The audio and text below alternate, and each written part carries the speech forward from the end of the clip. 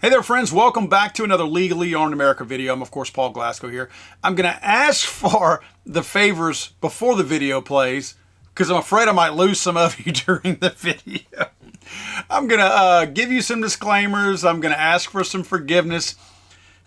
I don't have a sponsor for this video today because I wanted to leave all of my potential sponsors out because I don't want them to be associated with some of the words that I might say today because I believe some people are gonna get mad at me.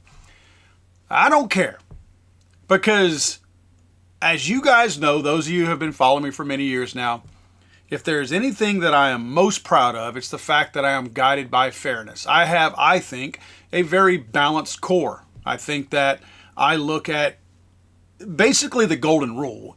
I want you to treat me the way I intend to treat you until you screw that up and you stop respecting me, then I stop respecting you. I'm not going to bend over for anybody, but I will be kind to everybody if they are kind to me. Not sure if you guys saw this, but basically I call him a dollar store Jeremiah Wright. It's a black preacher out of Chattanooga, Tennessee. The church is the Second Missionary Baptist Church, and the pastor, or whatever, you can actually get ordained online in about 15 minutes. So, I mean, calling yourself a pastor is not a title you should be beating your chest about. But the pastor's name is Dr. Steve, I don't remember his middle name. He's got three names. Grader is his last name, I believe. Again, with the doctor thing, these guys, they're not real doctors. I mean, what's the deal? Quick side note here. You guys know I'm ADHD like a mofo. What's the deal with pastors calling themselves doctors? They're not doctors. I mean, they're not doctors. Like Jill Biden called herself a doctor when she was an honorary doctor, like a teacher. Why do pastors do that? Again, I don't understand the Jill Biden thing either. But why would a pastor do that? Is it like an exalted pastor or something like that? Kind of silly. Anyway, this guy put in his very minimally watched sermon yesterday in Chattanooga, Tennessee, a little bit of hate, a little bit of call to violence. And the reason this video is going to be somewhat short today is because I'm digging. If you guys have been watching my videos, you know that I like to dig, I like to pull up numbers, I like to get the dirt on people, and I like to expose the people who deserve to be exposed. And I think old Timu Jeremiah Wright here deserves it in this case, because he says some pretty hateful stuff, and he's lying, he's wrong, and he's got some idiotic slaves, not in the black skin kind of way, slaves in the stupid, I'm following you because I'm too stupid to make up my own mind way. Check this out. And in this nation, I'm worried that we are on the verge of bloodshed.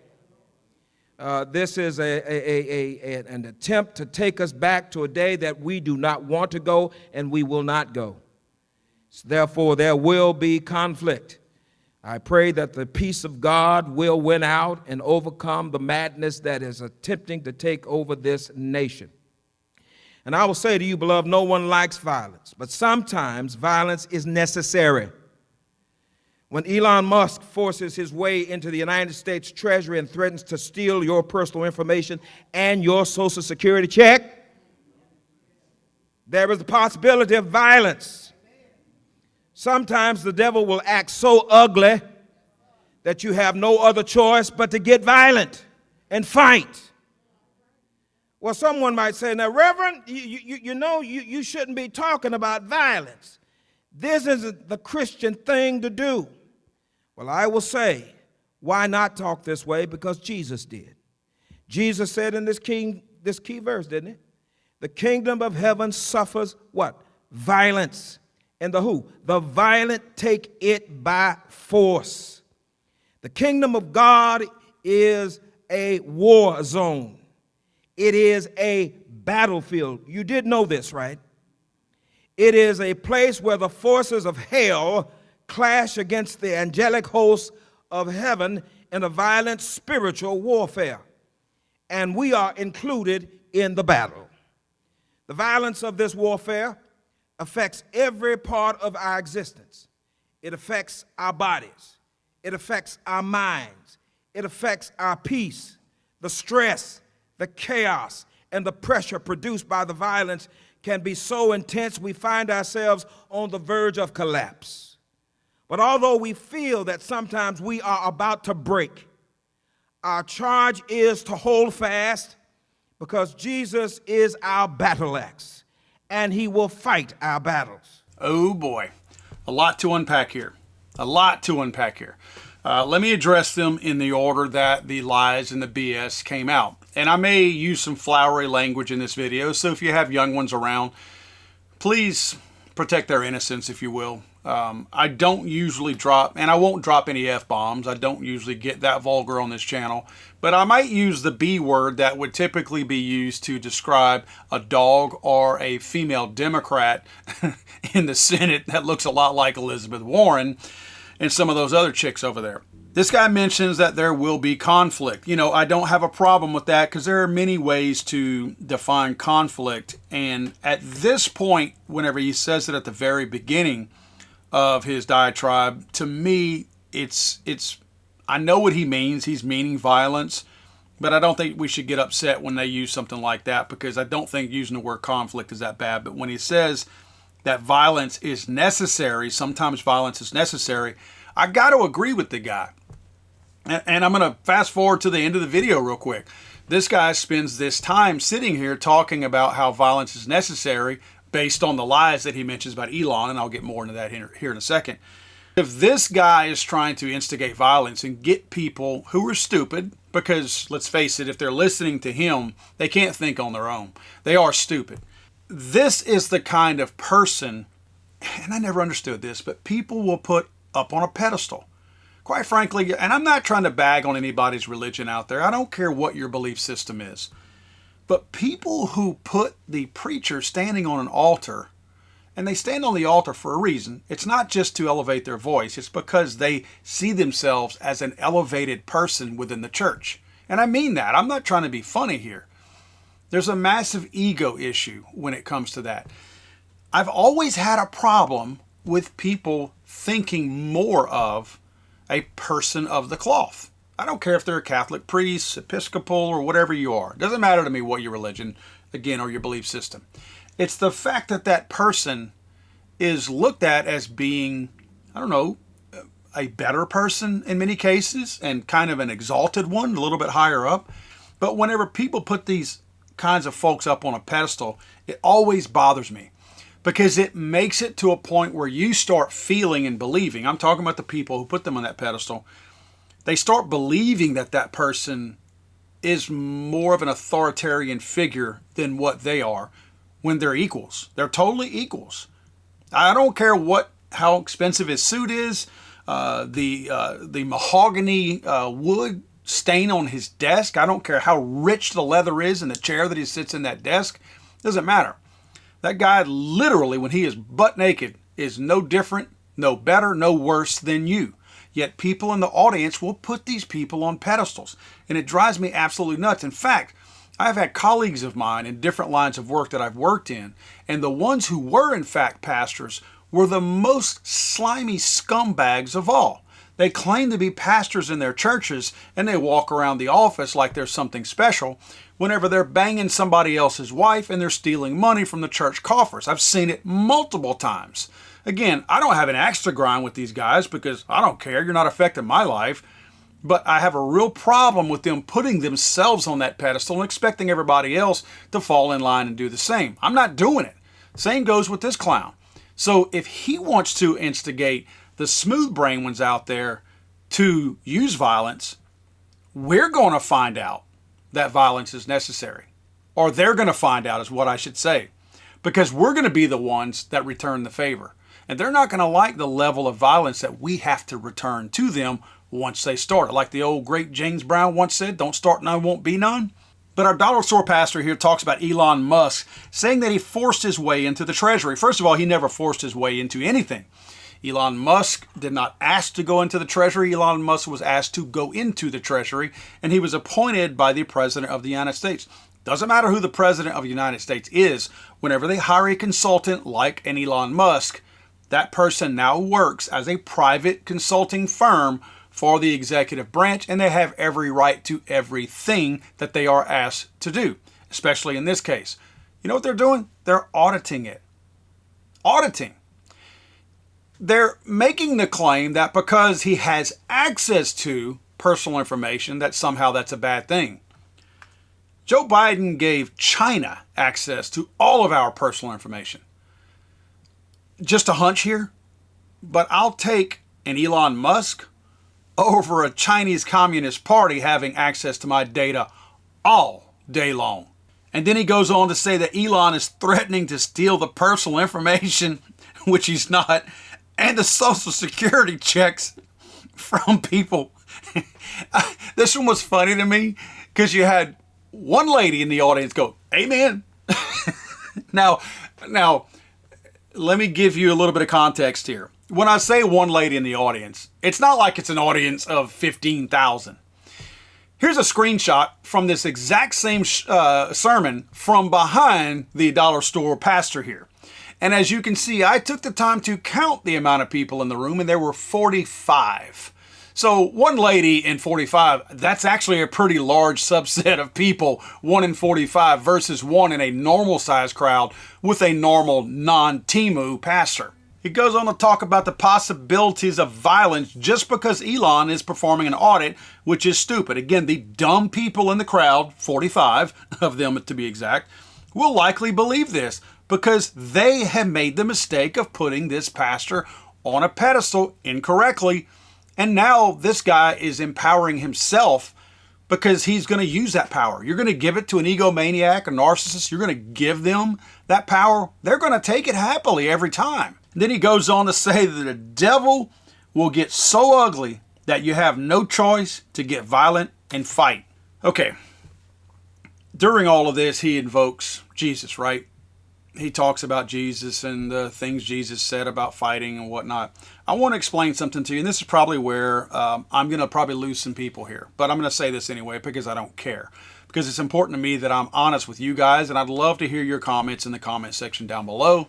So brace yourselves. This comment that I'm about to tell you is going to get chopped up by people, because it's happened to me before, where they take a snippet of what I say and say, "Look what he said." But if you take the whole clip, it will make sense, and it's not going to be intended the way some people will say it.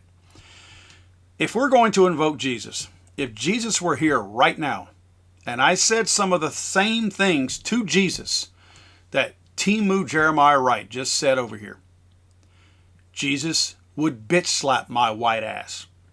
Because if you follow any of the teachings of Jesus, he does not tell you to instigate fighting. He doesn't tell you to go fight against somebody else who hasn't done anything to you. I know we're talking about some Old Testament stuff here, but nevertheless, I don't remember, because I went to Christian schools growing up. I don't ever remember Jesus telling me, just because I was unhappy with somebody doing something like an audit, go fight them. Bring some violence to them. So again, Jesus would have bitch slapped my white ass. Same thing for this guy. If Jesus would have been in his little church with the other 45 people in there, he would have bitch slapped that man's black ass. And I'm not apologetic about that, because this guy is a racist. This guy got behind all the Black Lives Matter stuff. And that's why I'm digging, by the way, because I think there are some dotted lines back to this guy.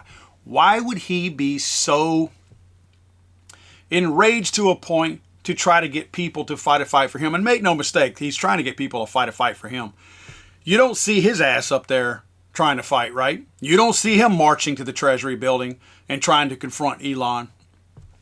Typical narcissist who put themselves on a pedestal and acts like they're better than everybody else. Try to fire everybody else up, go get them to do the work, dirty work, let them get dirty, let them get in trouble, do all the bad stuff. If it works out, great. He takes credit for it. If it doesn't work out, not my problem. I wasn't there. So this guy is a clown, and he's a coward, and he's sitting here trying to instigate a group of poor people. And again, it's usually very poor people that are in these little small churches with small counts of people in them. He's going to, and sometimes so those people are not really all there either. And I don't mean that in a disparaging way, because I have a special needs son. Sometimes you have people who can function in society, but they feel like they need a reason to be. And if they're not working a job that's fulfilling or working at all, sometimes they go to church to get that little bit of boost, that little bit of guidance that they need to feel some self-worth. And when you get a guy up there that's telling you that you need to fight Elon Musk and you need to fight conservatives and Republicans and Trump supporters, and you're going to be doing the bidding of Jesus Christ by doing that, you can influence people and have them do things that you will wash your hands of in a heartbeat when that violence does in fact happen. But for now, you're happy to do it, and if nothing else, the threat of doing it makes you feel good because you feel like you're moving the needle a little bit. I got to repeat again, guys. Other than this one woman saying amen when he lies about Elon Musk stealing a Social Security check. Elon Musk could steal all of our Social Security checks, and do you think it would make a difference in his his bank account?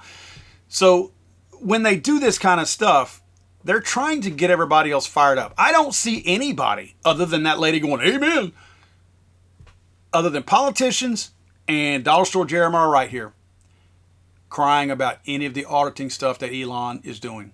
Like I said in a video a couple days ago, the average person out there, and I'm talking about a far left leaning wacko, anybody who voted for Kamala, they're sitting back right now going, damn, Elon is finding a lot of stuff. My politicians are telling me I'm supposed to be mad. I ain't really mad because those people are the ones making all the money. Those people are all the ones making all the profits. Why am I mad that Elon's finding corruption? These people are trying to get other people to get riled up, and it's failing miserably because they're all just like us looking around going, yeah, I knew they were corrupt, but God, I didn't know they were this corrupt. Nobody's benefiting from this except these people that are running their mouths. Boy, you talk about the squeaky wheel. These people are squeaky, squeaky. Somebody said something in the comment section the other day, the hit dog cries the most. Well, yeah, we're seeing that right now. But I think that it's important that we look at stuff like this and realize that these people, they out themselves. And while we get upset about them, I think we are at a point with this current administration, with Donald Trump, that when these people run their mouths, all they're doing is running a flag up the flagpole and saying to Elon, me next, do me next. Old Timu Jeremiah right here, I'm going to do you next. Not in that kind of way. But I am digging into your stuff. I'm digging into your church. I'm digging into your 501c. I'm digging into everything that you got in Chattanooga, Tennessee right now. And it ain't easy, but I'm going to find something on you. I've already tied you and linked you to supporting Black Lives Matter, which we expect that when these guys get up there, they kind of got to do that. But at the same time, I'm going to find the other stuff that this guy's a part of, and I'm going to expose it. I would like to say that